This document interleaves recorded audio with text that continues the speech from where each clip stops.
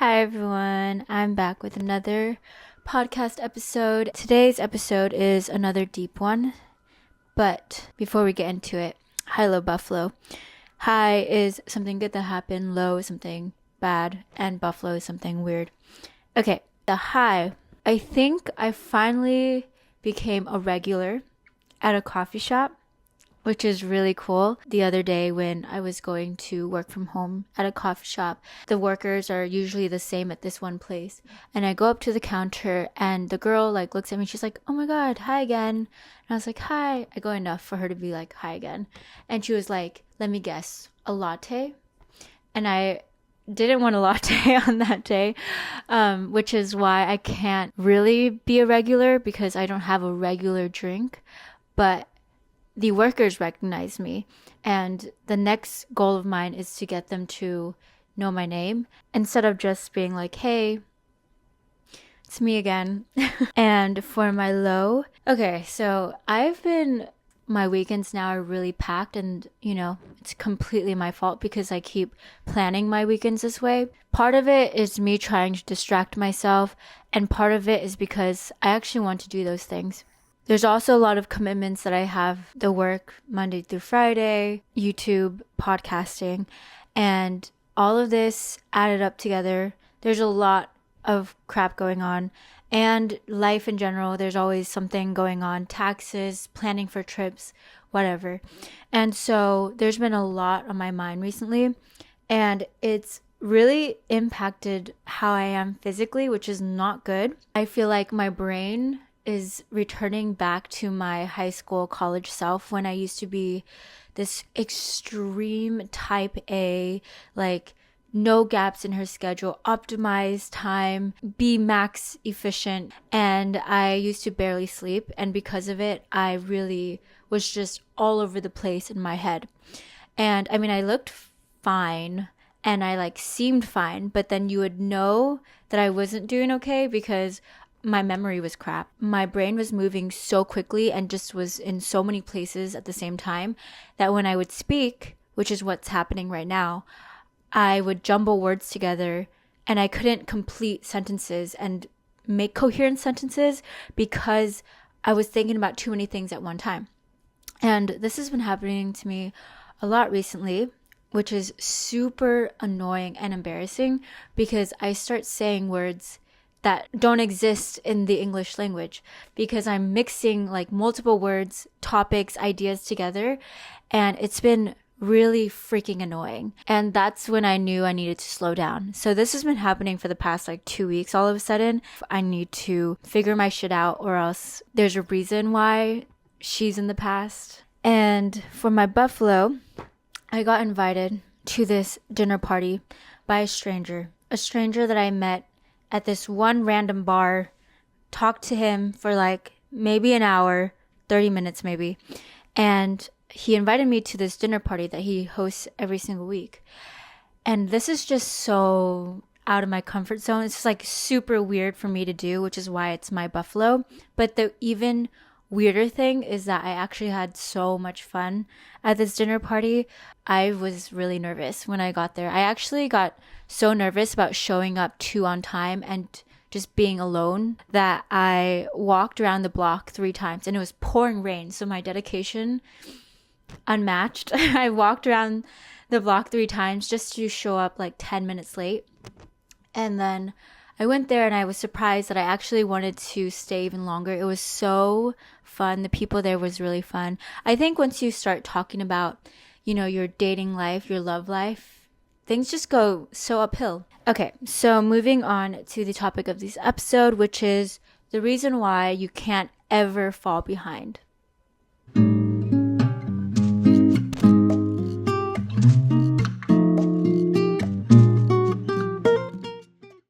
So this topic, I think I wrote this a while ago, but is still very relevant right now. I'm going through a weird phase, and it's not even a 1 day, 2 day kind of thing. It's straight up a month or two where I'm feeling more insecure than I normally am about literally everything, not just looks wise, but literally everything I do, everything I've accomplished, everything I'm planning to do in the future, I'm just super insecure and uncertain about it. And it makes me feel like I'm falling behind because I'm obviously feeling insecure because I'm comparing myself. You wouldn't have insecurity if you didn't have anyone else to compare it to. So I guess I'm making this episode a little bit for myself, but also anybody else out there who might be in the same situation. This idea of a path, the whole concept of it is completely human made. I think that's something that we need to remember. And I don't know how everyone sees the path, but there's a path, apparently. And we made this whole concept up just so that we can comprehend and get a hold of our lives. And that's the only way we can avoid losing our minds. Like, this is how we understand the world. Sometimes you can get so in your head that this path is such a real thing, but we forget that it only existed once we turned it into something with our language. We gave it a term, we gave it a definition, and now it's a thing. But before we existed, humans existed, that wasn't the case. So if we're going to use this whole path concept, 2 negative things that can happen with this path that I've heard of. One is falling behind. So you're still on the path, but you're slower than everyone else. I guess you can imagine everyone as like a big mob on the same path. And then you falling behind. So like, let's say you fell and now you're back behind everyone else while everyone else is in the front of you. And the other is you're going off the path. So while everyone is going down this path, you go to the side. You go left or right. There's a lot of weird things with this concept. And if you really flesh it out, then you realize this is all so stupid, which is what I'm trying to get to. If we all follow the same path, then that means we're all going to end up in the same place. And us humans, I don't know if I personally want to be in the same place as everybody else, because that would make me feel very insignificant and like I'm a sheep, like I'm following everybody else. I'm following the crowd and I'm no longer myself with my own thoughts and opinions and styles and preferences. I would really not like that. And so if I think about it that way, I actually don't want to be a part of that mob going the same direction at the exact same time. So when we see falling behind as a bad thing, it's a little bit confusing, and it almost in my head now seems like actually a good thing because I don't want to be a part of that mob. I think the question people forget to ask is, what is that mob? What is the standard trying to achieve? What does that standard look like? And do you actually want to be living to that standard? Standard today, what I've seen so far, at least in Western culture, is you go to school, you go to college, you get a degree, work your 9-to-5 corporate job, you make pretty good, stable money, you have a pretty good, stable job, and then a partner, and then you have kids, you raise those kids, and then those kids have kids, and you retire, hopefully, and then you die. If that is a standard, I really don't want that. When you put things in perspective that way, it really makes it enticing to fall behind, to leave the path, because then what you end up doing is forging a path that is truly for yourself. So that's one like flaw and concern that I have with this whole concept, which makes the idea of falling behind being a bad thing not really that bad. The other idea is I'm just confused about like this whole path thing. If you're going down your own path, no matter what path, what direction you step, it's still a path. You're still on your path. You're still making that path. And so you can never be off the path. Does that make any sense to anybody out there? And because it's your path and solely your own, it can do whatever it wants. It can loop de loop. It can go in many different directions, up and down, whatever. And it can't be good or bad or wrong because it's solely your own. It just is.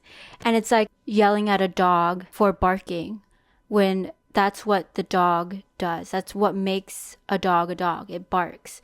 It's like telling the path that it's wrong for being itself, for changing directions, but it's just a path. It's still a path at the end of the day. And that's what it's supposed to do. It's supposed to change directions, or else if it didn't, then you would be in the same exact place and you wouldn't have a path. Does anyone see where I'm going with this? Am I freaking crazy right now? When I put things into a very visual perspective and I like really dive into a metaphor, then I see like the flaws in the whole human concept of certain ideas in life. And then when I realize that there's a lot of flaws to it and it's very human and just not how the whole world actually works, that's when I realized I need to stop pretending like this is the be all end all, that this is a fact. It's not a fact. It's just too much noise and too many influences on you. And it's really hard at the end of the day to separate what's actually fact and true from what you hear so many times and hear over and over to the point where you think that it's true and that it actually exists.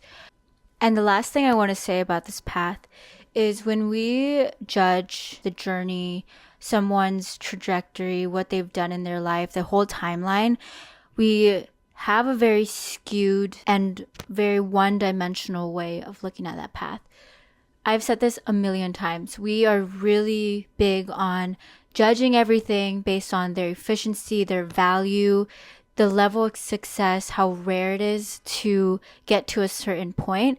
But there's other units, there's other forms of measuring success, making progress and going forward. There's things like your happiness level, how many people did you impact, how well did you take care of yourself. And if you use those units and those measurements as a way to evaluate your life, if you really want to evaluate your life and where you stand, then sometimes it really balances out. You actually realize that you ended up putting a lot more energy into something more valuable as a measurement.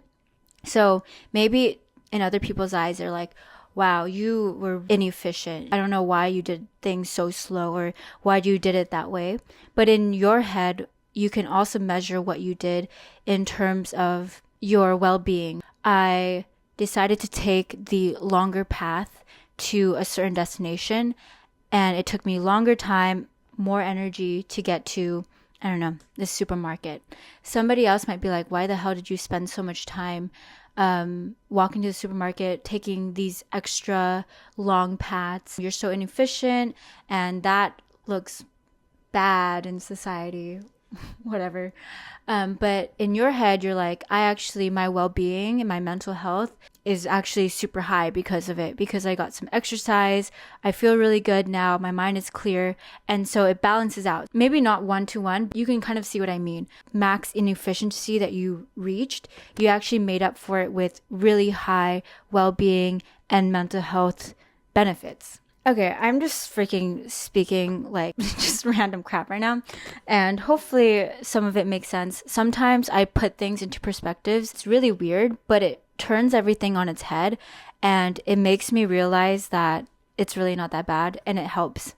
It doesn't help 100% of the time, but I would say it helps most of the time. But it is really hard to get out of it when you're really deep in it, because the noise and the influences and the sounds from other people and their opinions is a lot.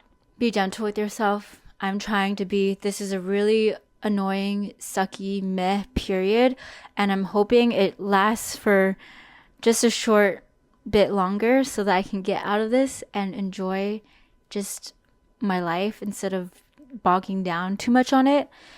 And yeah, anyways, thank you guys for listening. Don't forget to like, comment, and subscribe, all good things, and like and follow the podcast. Bye. I can't always leave it up to you. I'm returning full circle.